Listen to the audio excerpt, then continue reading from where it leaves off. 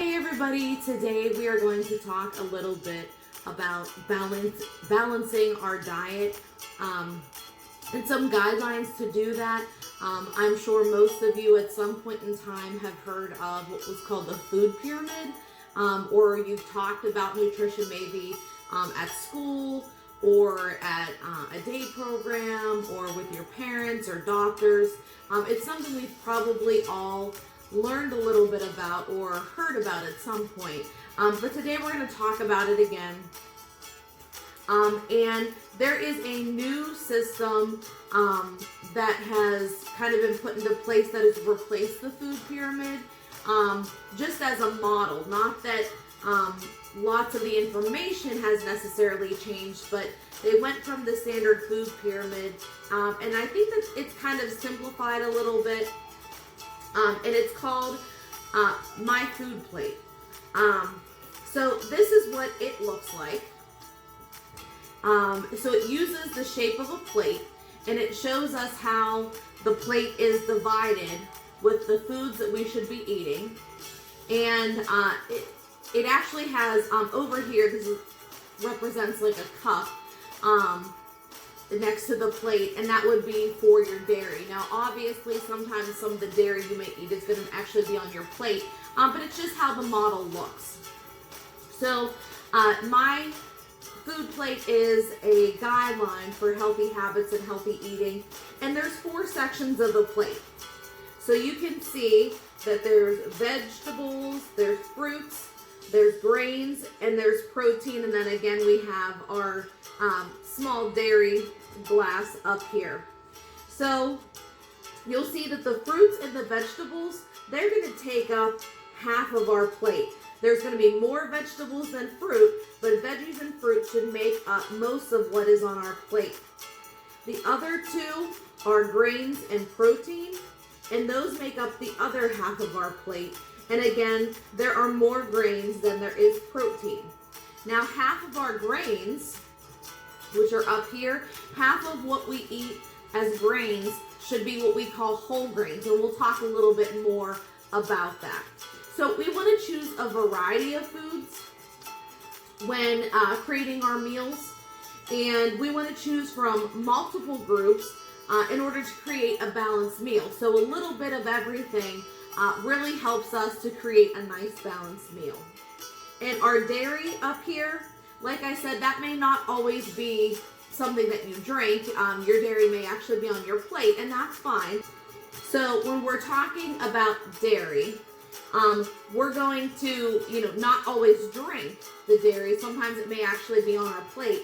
But when we're talking about drinking our dairy or having something to drink with our meal, if you can drink low-fat milk or water instead of something like soda or sports drinks, or even juices. We have to be careful of juices. Sometimes they're very high in sugars and high in calories. So it may seem like juice should be healthy, but look at your labels. Read your nutritional labels that come on each item that you buy at the grocery store, because sometimes you'll be surprised what you find there. Some things that seem to be healthy or say that they're healthy, they really aren't sometimes. So make sure that you're reading your labels. So when we have something to drink with our meals, try to make it something that's not the sports drinks, the soda, or other sugary juices.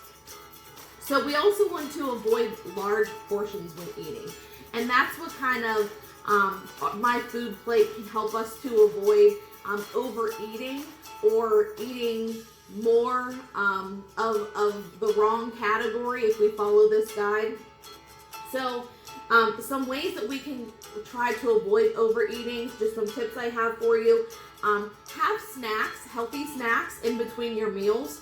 That will really help you. If you have something in between breakfast and lunch, it kind of just helps you to maybe not overeat at lunchtime, or maybe you finish your lunch and you're still hungry because you didn't have anything in between breakfast and lunch, so you're a little hungrier. So placing snacks in between your meals is a really healthy snacks.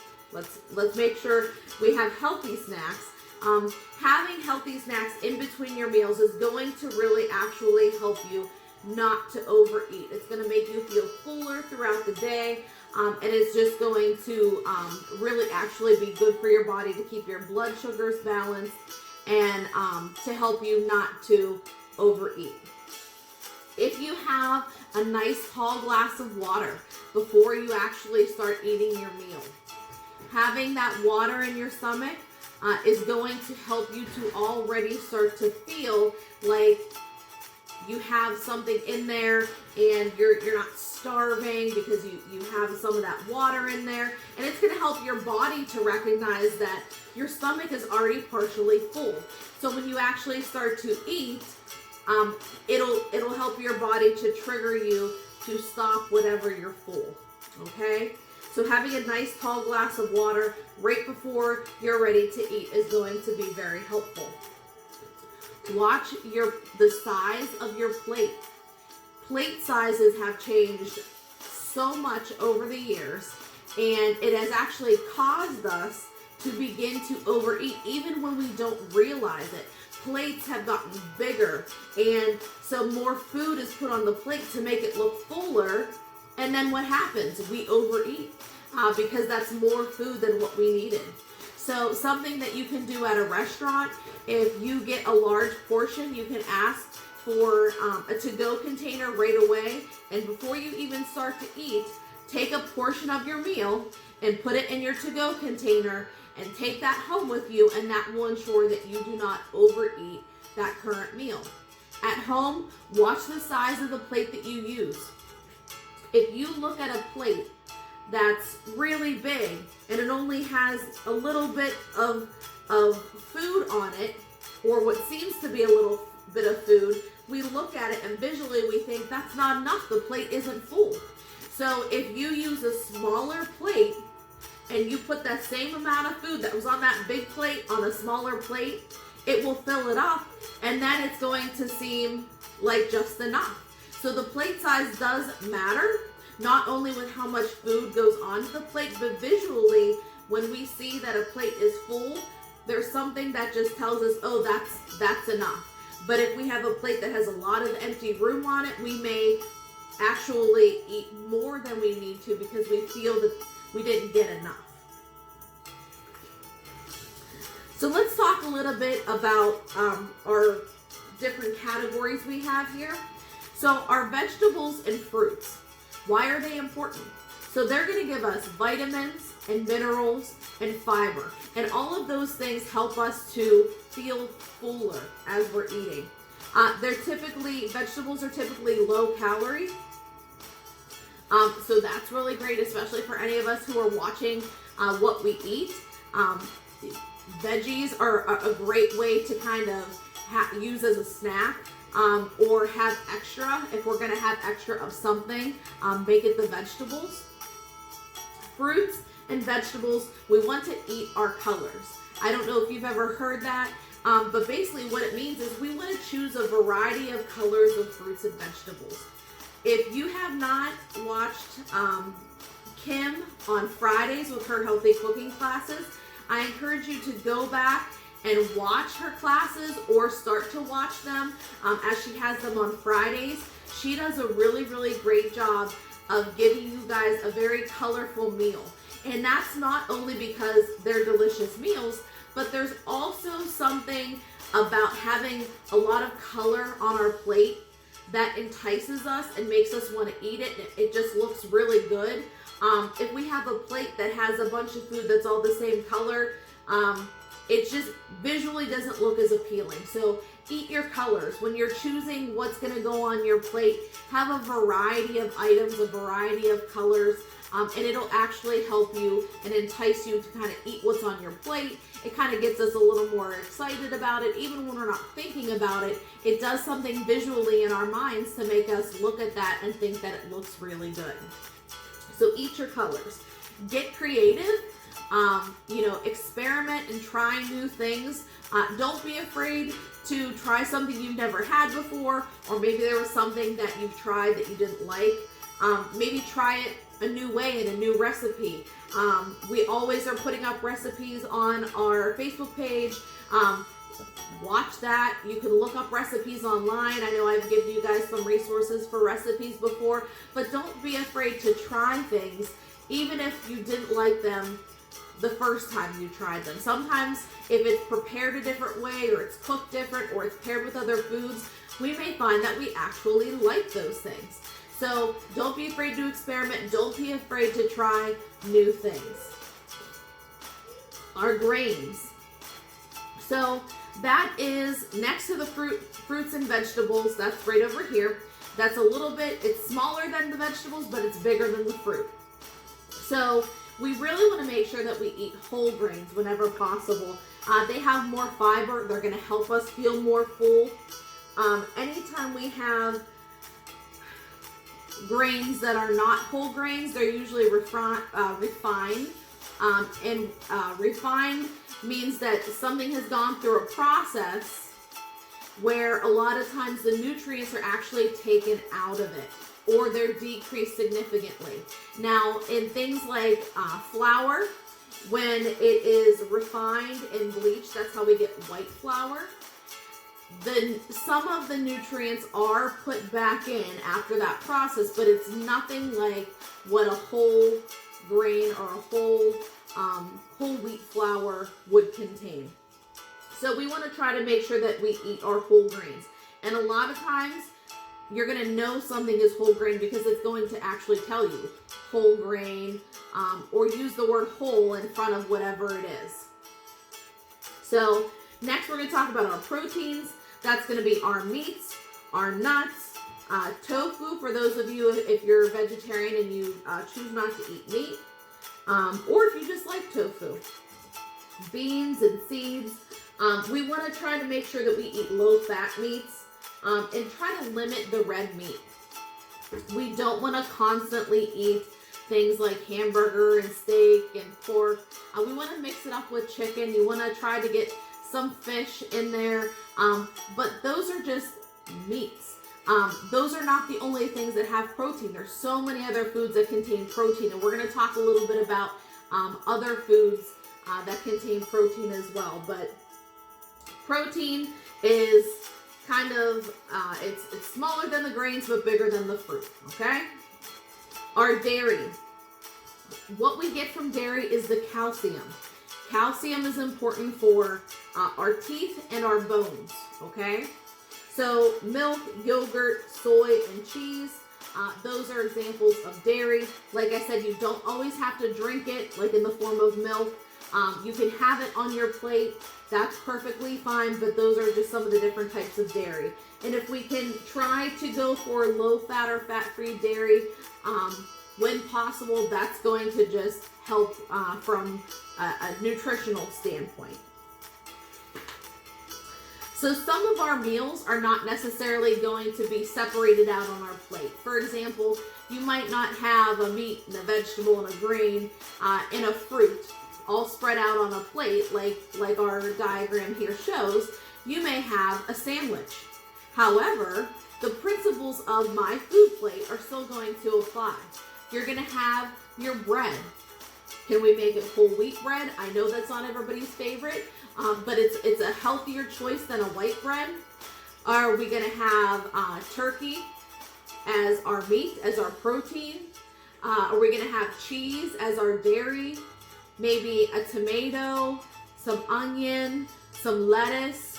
You know, those, even though it's not spread out on the plate, you've built a sandwich and you've essentially used several categories here. Maybe we have a cup of fruit or a piece of raw fruit or a banana or something like that on the side. So even though it wasn't spread out on a plate, you did essentially kind of create yourself a balanced meal by having that. So not every meal may contain every one of these groups either. You know, if you have a bowl of cereal in the morning, let's say you have Honey Nut Cheerios and milk. You've got your grains and you've got your dairy, but you don't necessarily have, you know, any vegetables in there. So that's fine. It doesn't mean that you've eaten a totally unbalanced meal. It just means that we need to make sure that during the rest of our day we incorporate the vegetables. So there is a really great resource that you guys can go to for more information. There's all kinds of different websites and recipes and links to different resources that you can use if you go to choosemyplate.gov. And that's where I got some of my information. It's a really great resource to help you to learn a little bit more about this. Also, for anybody that is working on some weight loss goals, or maybe you just want to kind of track what you're eating and you're incorporating exercise, I really highly recommend the MyFitnessPal app. You can get it on any of your smartphones. You can download it, and then you're going to create a food diary every day. Every meal you're going to be logging in what you're eating. It's going to tell you based off of if you want to lose weight, it's going to take your height and your weight, and it's going to give you a recommendation for the daily number of calories you should eat. You can put in your exercise there, and it kind of does some of the math of the nutrition for you. It just kind of helps you to kind of keep track. It can let you know maybe some of the foods that you put in there. Let's say maybe you go to McDonald's, or you go to Starbucks for your morning coffee. And when you put some of that information into the app, and it tells you how many calories are in some of the things that we eat when we don't make our own food, we will be very surprised at how much of our daily calorie intake, when we're really watching it, is used up by some of the things that we get when we don't make our own food, or we don't eat that blended variety of healthy foods based off of our recommendations from MyPlate. So I do recommend that app. Try it out. If you have another app that you use, that's fine. I just find that MyFitnessPal is very easy to use, so that's why I recommend it. So why is it important to balance our meals? So if they're not balanced, we may find that we lack certain vitamins and minerals. Maybe our diet isn't high enough in fiber. So we may become deficient in some areas. Our body may struggle with certain things. So there's a reason why, if we follow these recommendations, why they work and why they help to keep us healthy. It's gonna help with weight management, and it's gonna help with our blood sugar stabilization. If you guys find that going from breakfast to lunch, and in between there, you kind of maybe just get a little tired, or you feel kind of run down and low energy, a lot of times it's because your body, may be experiencing some low blood sugar, and you need to give your body fuel in order to keep it going. So that's why those little snacks in between, the healthy snacks, are going to be important. You want to make sure you always follow your doctor's orders, though. If your doctor has given you a very specific diet to follow what your doctor has instructed you to do. A lot of times diets, the typical diets are around 1,500 to 2,000 calories, depending on each person.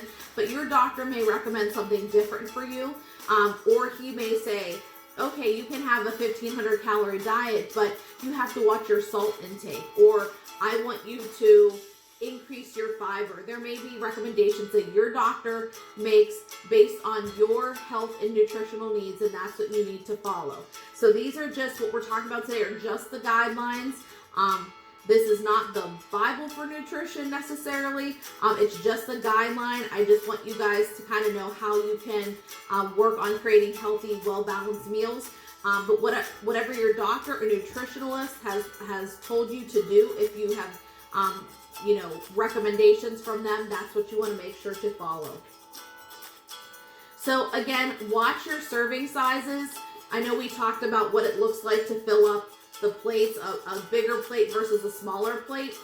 If you guys pay attention to your nutritional labels, which we talked about for the sugars and things when we talked about juices, for example, your cereal in the morning.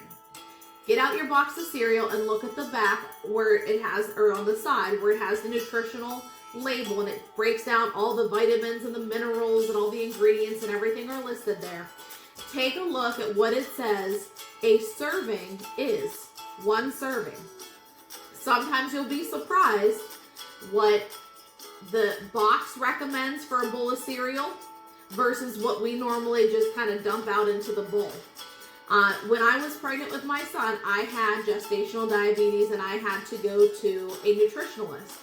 And she kind of taught me a lot about reading the labels, and I was kind of shocked that, you know, when I went to get the cereal, because I used to use that as a bedtime snack, I would have Honey Nut Cheerios, and I was really surprised what the serving size was compared to what I would normally put in my bowl. And it was really important during that time that, you know, especially, you know, anybody else that has diabetes, you have to really watch your blood sugars. So if I just poured myself a big bowl of my Honey Nut Cheerios, my blood sugar would go up too much, and then, you know, that wasn't good.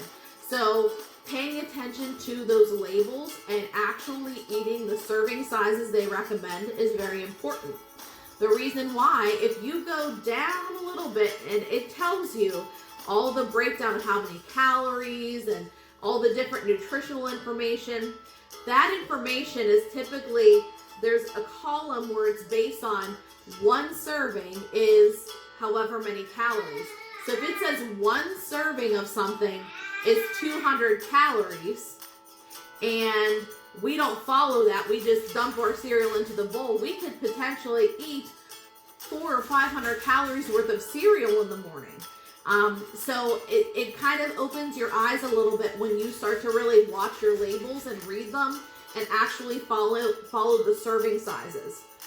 When you guys eat out at a restaurant, you are not in control of what they put into your food, how they cook it, and then how much they give you. So it's hard to know sometimes what exactly a serving of that food is. That's why I encourage you to get that to-go plate, and, you know, when you get a really large meal, separate it out a little bit, put some of it in a to-go container to try to cut down on overeating.